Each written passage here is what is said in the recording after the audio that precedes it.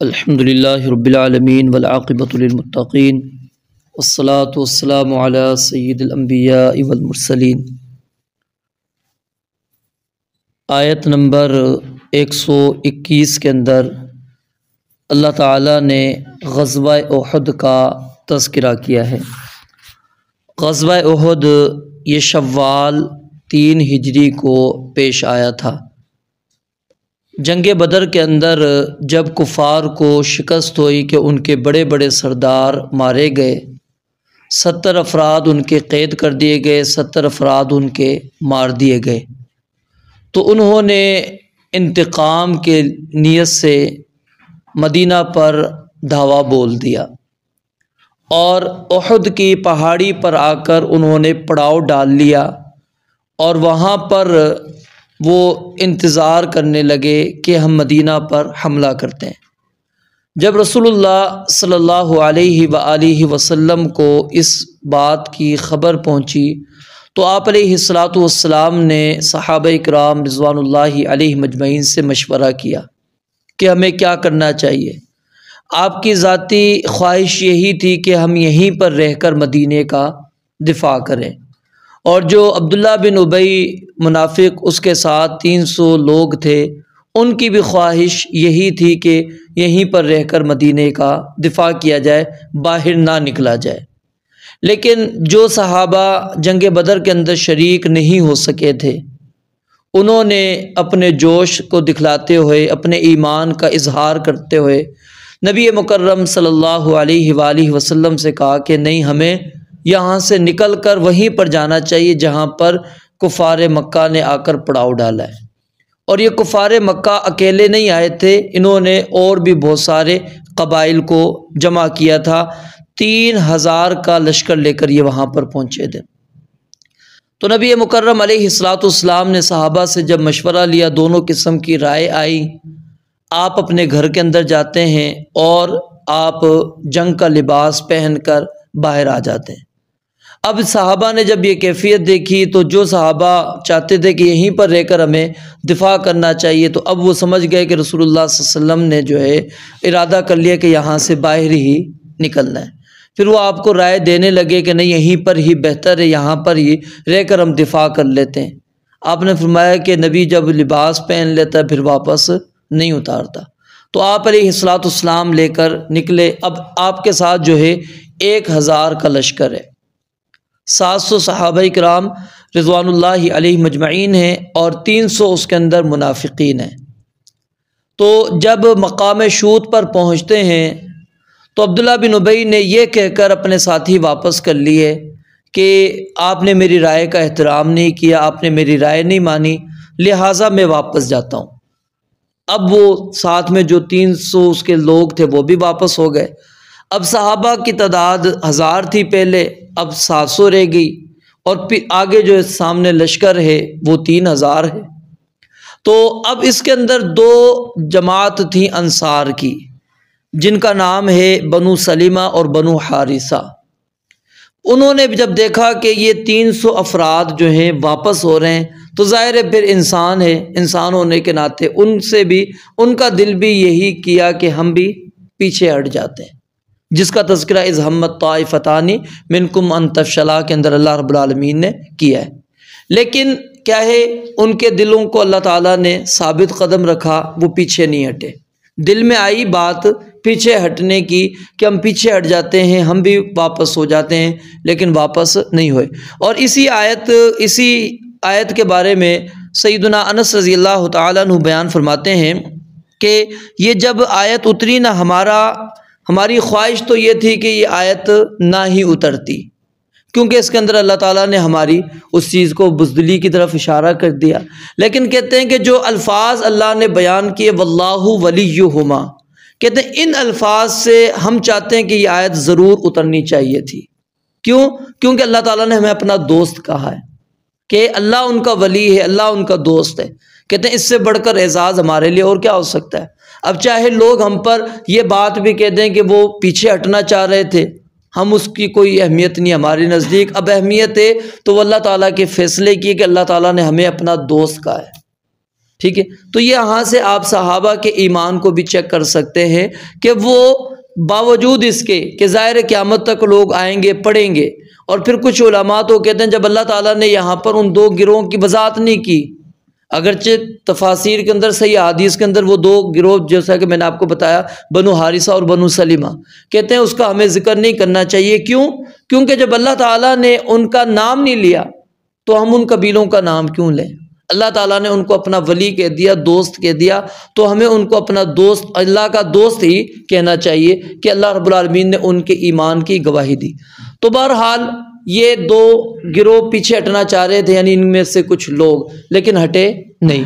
تو پھر کیا ہے، رسول اللہ صلی اللہ علیہ وسلم آگے صحابہ کو لے کر آگے چل پڑے، اور آپ نے میدان احد کے اندر جا کر پڑاؤ ڈالا تو نبی علیہ الصلوۃ والسلام کو اللہ تعالیٰ نے جو ہے بڑی حکمت عطا کی ہوئی تھی۔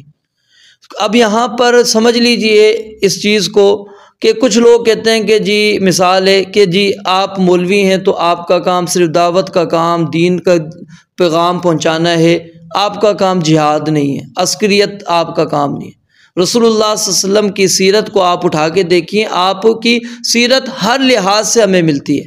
اور ایک عظیم عالم گزرے ہیں مولانا عبد الرحمن کیلانی رحمۃ اللہ علیہ، انہوں نے ایک کتاب بھی اس پر لکھی ہوئی ہے کہ رسول اللہ صلی اللہ علیہ وسلم بحیثیت، نبی اکرم صلی اللہ علیہ وسلم بحیثیت سپہ سالار، اور اتنی موٹی وہ کتاب ہے، اس کے اندر انہوں نے دلائل کے ساتھ آپ کی وہ جنگی حکمتیں، جنگی اصول، جنگی قوانین جو نبی مکرم علیہ الصلوۃ والسلام نے اختیار کیے، اور پھر ہر غزوات کو سامنے رکھتے ہوئے کہ آپ نے وہاں پر اس چیز کو اختیار کیا تو اللہ تعالیٰ نے یہاں پر آپ کو فتح دی، یہ اختیار کیا تو آپ کو یہاں پر یہ چیز ملی، تو وہ پوری انہوں نے تفصیل کے ساتھ وہاں پر وہ اوصاف بھی بیان کیے جو ایک مجاہد کے اندر، ایک غازی کے اندر اور ایک فوجی کے اندر ہونے چاہیے، ٹھیک ہے، عسکریت والے جو یعنی گروہ ہے اس کے اندر وہ چیزیں ہونی چاہیے۔ تو رسول اللہ صلی اللہ علیہ وسلم کی سیرت اس حوالے سے ہمارے پاس سب سے بہترین سیرت ہے۔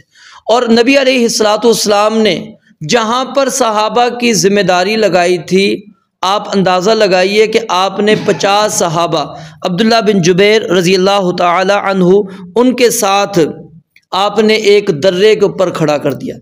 ایک تو تنی صحابہ کی جو یعنی کہ صفیں بنی نا، اس کی پشت پر جبل احد تھا، تو یعنی یہاں سے پیچھے ان کی پشت محفوظ تھی کہ پیچھے سے یہاں سے حملہ ہونے والا نہیں۔ لیکن جو ایک درہ تھا جہاں سے امکان تھا کہ یہاں سے دشمن آ کر حملہ آور ہو سکتا ہے، آپ یعنی کہ پڑاؤ بھی ایسی جگہ پر ڈالتے تھے، نمبر ایک کہ جہاں سے ہم اپنی طاقت کو بچا سکیں، جتنی زیادہ طاقت ہم بچا سکتے ہیں بچا سکیں۔ جنگ بدر جب آپ پڑھیں گے وہاں پر آپ نے دیکھیں پڑاؤ ادھر ڈالا جہاں پانی تھا، کیوں کہ ظاہر ہے پانی پر جب ہمارا قبضہ ہوگا تو دوسرا جو گروہ ہوگا وہ اس طرف آ نہیں سکے گا، ان کی یعنی کہ آپ نے کمک ہی بند کر دی اس ذریعے سے، ٹھیک ہے۔ تو آپ وہ جگہ کا انتخاب کرتے تھے جہاں پر صحابہ کی سب سے کم طاقت صرف ہو سکے، تو آپ نے یعنی اس جگہ کا انتخاب کیا جہاں سے پیچھے سے دفاع کی ضرورت نہ پڑے۔ تو وہ جو درہ ایک جگہ جہاں سے یعنی کہ امکان موجود تھا کہ وہاں سے دشمن حملہ کر سکتا ہے، تو آپ نے 50 صحابہ کرام رضوان اللہ علیہ مجمعین کو وہاں پر مقرر کر دیا اور بڑی سخت تاکید کی۔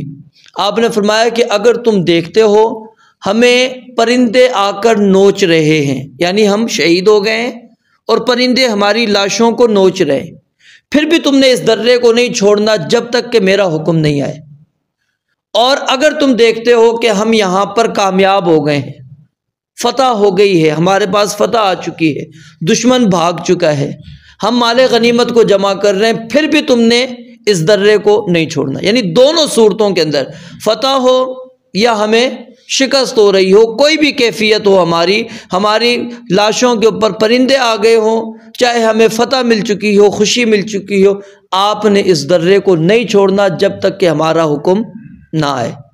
لیکن بعض صحابہ نے جب دیکھا کہ دشمن بھاگ چکا ہے، مسلمان فتح حاصل کر چکے ہیں اور مال غنیمت کو جمع کر رہے ہیں، تو کچھ صحابہ جو ہے اپنے فہم کے مطابق وہ اتر آئے۔ عبداللہ بن جبیر رضی اللہ تعالیٰ عنہ ان کو روکتے رہے، یہ امیر تھے ان کے، اور ان کے ساتھ چند صحابہ صرف وہاں پر باقی رہے، باقی اتر گئے۔ اب خالد بن ولید اس وقت مسلمان نہیں ہوئے تھے اور جنگی مہارت رکھتے تھے، انہوں نے بھانپ لیا کہ یہ جگہ اب خالی ہو چکی ہے اور یہی ایک جگہ ہے جہاں سے آ کر میں حملہ کروں تو کامیاب ہو سکتا ہوں۔ انہوں نے وہ بھاگ رہے تھے لیکن فوراً وہاں سے لشکر کو اندر گھسا دیا۔ اب وہ جو کیفیت تھی، اب ظاہر ہے جنگ ختم ہو چکی تھی، مسلمان مال غنیمت کی طرف تھے، تو جب بندہ اس کیفیت کے اندر ہوتا ہے وہ دشمن کی طرف نہیں۔ اور پھر یہاں سے تھوڑا صحابہ کا یہ اطمینان تھا کہ یہاں پر تو نبی علیہ الصلوۃ والسلام نے صحابہ کو کھڑا کیا ہوا، نہ نبی علیہ الصلوۃ والسلام کے ذہن میں یہ بات تھی کہ وہ درہ چھوڑ دیں گے، تو بہرحال وہ اپنی اس میں موجود ہے۔ لیکن خالد بن ولید رضی اللہ تعالیٰ عنہ وہاں سے لشکر اپنا لے کر آ گئے، اور پھر اس کے اندر مسلمانوں کو کافی نقصان اٹھانا پڑا اس وقت، اور حتیٰ کہ رسول اللہ صلی اللہ علیہ وسلم کا سر مبارک بھی زخمی ہوا، آپ کا دانت مبارک بھی وہ زخمی ہوا، ٹوٹا آپ کا، اور پھر آپ گر بھی پڑے، اور آپ نے فرمایا کہ کیف یفلح قوم، کیسے یہ قوم فلاح پا سکتی ہے کہ شجوا نبیہم، کہ جنہوں نے اپنی نبی کو ہی وہ کیا نام ہے زخمی کر دیا، شجوا رأسہ، اس کے سر کو زخمی کر دیا، شجوا رباعیتہ، اس کے رباعی دانت کو توڑ دیا۔ یہ کیفیت آپ بیان کر رہے ہیں اس وقت، اور پھر صحابہ کرام جو ہے آپ کے ارد گرد فوراً جمع ہو جاتے ہیں، اور پھر دوبارہ اللہ تعالیٰ ان کو فتح دے دیتے ہیں۔ ادھر شکست نہیں ہوئی لیکن شہادتیں ہوئیں، شہادتیں اس موقع پر مسلمانوں کو ہوئی، جتنی کہ یعنی بدر کے اندر وہ کافروں کو انہوں نے نقصان پہنچایا، اتنے ہی مسلمان 70 یہاں پر مسلمان بھی شہید ہو گئے۔ صرف کیا ہے کہ وہاں پر آگے آپ آیات پڑھیں گے، آگے یہی مضامین یہ چلیں گے۔ خلاصہ اس لیے بیان کر رہا ہوں تاکہ پھر وہاں پر صرف آپ کو اشارے کر سکوں تاکہ بات سمجھ میں آ جائے۔ تو وہاں پر آپ پڑھیں گے، پھر اس کی وجہ کیا ہے؟ رسول اللہ صلی اللہ علیہ وسلم کی مخالفت تھی کہ انہوں نے نبی علیہ السلام کے حکم کو پس پشت ڈالا۔ تو دیکھیں اللہ تعالیٰ نے فتح کو اس وقت مسلمانوں پر کس انداز کے اندر شکست والی صورت کے اندر لا کے رکھا۔ شکست تو بہرحال اللہ تعالیٰ نے نہیں دی، کیونکہ اللہ تعالیٰ کا وعدہ جو تھا وہ کیا تھا؟ نصرت کا تھا، مدد کا تھا، تو اللہ تعالیٰ نے فتح دی، لیکن نقصان ایک عظیم صحابہ کرام رضوان اللہ علیہم اجمعین کا ہوا۔ حتیٰ کہ رسول اللہ صلی اللہ علیہ وسلم کے وہ جو چچا ہیں سیدنا حمزہ رضی اللہ تعالیٰ عنہ، وہ بھی اسی جنگ کے اندر شہید ہوئے، اور پھر جو ان کی کیا نام ہے لاش کے ساتھ معاملہ کیا گیا وہ سیرت کی کتابوں کے اندر آپ جانتے ہیں، لیکن وہ جو کلیجہ چبانے والا واقعہ ہے وہ درست نہیں ہے، ٹھیک ہے۔ باقی مسئلہ وغیرہ والا ٹھیک ہے کہ وہ مسئلہ وغیرہ ان کے ساتھ انہوں نے کیا تھا، باقی جو کلیجہ یعنی نکال کر چبانے والا جو قصہ ہے نا وہ درست نہیں ہے۔ تو اللہ رب العالمین نے یہاں پر اسی واقعے کی طرف اشارہ کیا ہے کہ وَإِذْ غَدَوْتَ مِنْ أَهْلِكَ، کہ جب صبح صبح آپ اپنے گھر سے نکلے۔ اب یہاں کون سے گھر سے نکلے؟ سیدہ عائشہ صدیقہ رضی اللہ تعالیٰ عنہا کے کمرے سے، ان کے حجرے سے آپ نکلے تھے، جمہور کا یہی قول ہے۔ اور فرمایا کہ تُبَوِّئُ الْمُؤْمِنِينَ مَقَاعِدَ لِلْقِتَالِ، آپ مومنوں کو قتال والی جگہوں پر ان کو مقرر کر رہے تھے۔ اور یاد رکھیے اس موقع پر اطاعت لازم ہے، ضروری ہے، اگر اطاعت نہ کی جائے تو پھر نقصانات زیادہ ہوتے ہیں۔ اور نبی علیہ الصلوۃ والسلام نے جس کی ذمہ داری جہاں پر لگائی تھی آپ جانتے تھے اس کی ذمہ داری یہیں پر ہے۔ اور یاد رکھیے جب ایسے معاملات ہوتے ہیں تو بندہ بظاہر سمجھتا ہے کہ میرے اندر مہارت زیادہ ہے، لیکن یاد رکھیں جو آپ کا امیر ہوتا ہے، سپہ سالار ہوتا ہے، اس کو پتہ ہے کہ اس کی ضرورت یہاں صف میں ہونے کے بجائے اس جگہ پر بہتر ہے۔ بظاہر آپ پیچھے نظر آ رہے ہوتے ہیں، آپ سمجھ رہے ہیں کہ جی اس نے تو مجھے پیچھے ڈال دیا ہے، مجھے میدان کے اندر کیوں نہیں لے کر آیا، لیکن وہ بہتر سمجھتا ہے کہ آپ کو پیچھے کیوں رکھا گیا۔ تو اس لیے جہاں پر جس وقت جس کی جو ذمہ داری لگا دی جائے وہاں پر اس کی بات ماننا اس کے لیے ضروری ہے، اطاعت کرنا ضروری ہے۔ اگر وہ اطاعت نہیں کرے گا اس کا نقصان پھر کیا ہوتا ہے، جس طرح کہ یہاں پر نبی علیہ الصلوۃ والسلام نے ان کو مقرر کیا، اور وہ مقرر جو آپ نے صحابہ کیے تھے وہ اس کے لائق ہی تھے کہ اسی جگہ پر وہ رہ سکیں، ذمہ داری تھی ان کی۔ لیکن جب انہوں نے اپنی ذمہ داری چھوڑی تھی تو پھر دیکھیں اللہ تعالیٰ نے ان کے ساتھ کیا کیا۔ اور پھر یہاں پر پیچھے جو اس سے پچھلی آیت ہم نے پڑھی اس کے اندر اللہ تعالیٰ نے کیا فرمایا تھا؟ وَإِن تَصْبِرُوا وَتَتَّقُوا لَا يَضُرُّكُمْ كَيْدُهُمْ شَيْئًا، کہ صبر اور تقوی اختیار کرو گے تو کبھی بھی ان کی چالیں تمہیں نقصان نہیں پہنچائیں گی۔ اللہ کہتے ہیں اگر احد کے اندر یہ معاملہ ہوا ہے تو ذرا غور کرو کیا ہے، کیا تتقو، تم اللہ کے نبی کی نافرمانی سے بچے تھے، تم نے تقوی اختیار کیا، بچایا اپنے آپ کو گناہ سے۔ اللہ نے وعدہ کیا تھا صبر کا، اللہ نے وعدہ کیا تھا تقوی کا۔ صبر تو تم نے اختیار کر رکھا تھا، لیکن تم نے وہاں پر تقوی چھوڑ دیا، نبی علیہ الصلوۃ والسلام کی حکم عدولی کی۔ تو اللہ کا وعدہ جب تم نے شرط چھوڑ دی تو اللہ تعالیٰ نے بھی پھر اپنے جو نصرت کا وعدہ وہ بھی اللہ نے چھوڑ دیا۔ اور پھر اللہ تعالیٰ نے اس کے ساتھ جنگ بدر کا خاص طور پہ ذکر اس لیے کیا کہ دیکھو وہاں پر تعداد تھوڑی 313، یہاں پر تم 700 ہو، وہاں 313 ہو کر اللہ تعالیٰ نے تمہیں کامیابیاں دے دی تھی، اللہ تعالیٰ نے تمہیں فتح دے دی تھی۔ یہاں پر کیوں یہ معاملہ ہوا؟ یہاں پر نصرت کیوں نہیں آئی؟ وہاں اللہ تعالیٰ نے وعدہ کیا تھا 1000 فرشتے کا، یہاں 5000 تک فرشتوں کا وعدہ تھا، ادھر اللہ نے 1000 فرشتہ اتارا بھی، یہاں اللہ تعالیٰ نے 5000 فرشتے کیوں نہیں اتارے؟ اللہ تعالیٰ کہتے ہیں ذرا غور کرو ان دونوں واقعات کو ملا کر کہ پتہ لگے تمہیں کہ بدر کے اندر تم نے تعداد کے اندر کم، قوت کے اندر کم، اور اللہ تعالیٰ نے تمہاری مدد کی۔ کیوں؟ وہاں تمہارے اندر صبر بھی تھا، تقوی بھی موجود تھا، اطاعت موجود تھی۔ یہاں پر کیا ہے، تم نے اطاعت کو چھوڑا، اس وجہ سے اللہ رب العالمین نے اپنی مدد کا وعدہ تم سے پورا نہیں کیا۔ کیونکہ نصرت کے یاد رکھیے جو اللہ تعالیٰ نے اسباب رکھے وہ تو انسان نے اختیار کرنے نا۔ اگر بندہ وہ اختیار ہی نہ کرے اور وہ کہے کہ جی اللہ تعالیٰ نے مجھ سے وعدہ کیوں نہیں کیا۔ اور پھر یہاں پر ایک اور اشارہ جو ہے وَمَن نَّصْرُ إِلَّا مِنْ عِنْدِ اللَّهِ، جو الفاظ آپ پڑھیں گے وہ کیا ہے کہ مدد اللہ ہی کی طرف سے۔ اس کے اندر اشارہ کیا ہے کہ بظاہر آپ کے پاس پوری تیاری بھی ہے، آپ اسلحہ بھی لے کر آئے ہیں، فوج بھی آپ کی بڑی ہے، کمک بھی پیچھے موجود ہے، سب کچھ موجود ہے۔ اگر اللہ نے مدد کا وعدہ نہیں رکھا تو کبھی بھی تم کامیاب نہیں ہو سکو گے۔ اگر تمہارے پاس کچھ بھی نہیں ہے، اللہ نے مدد کرنے کا رکھا ہوا ہے کہ میں نے اس لشکر کی مدد کرنی ہے، تو کبھی بھی تمہیں کوئی شکست نہیں دے سکتا۔ یعنی اللہ تعالیٰ نے یہاں پر کلیئر کر دیا کہ فرشتوں کے نزول کا چاہے وعدہ ہو، فرشتے آ بھی جائیں، تمہارے پاس ساتھ اتر جائیں، تمہارے ساتھ لڑائی بھی کریں، تمہیں مدد نہیں مل سکے گی۔ کیوں؟ اللہ تعالیٰ نے جب تک وعدہ نہیں رکھا ہوا، جب تک اللہ کا فیصلہ نہیں ہے۔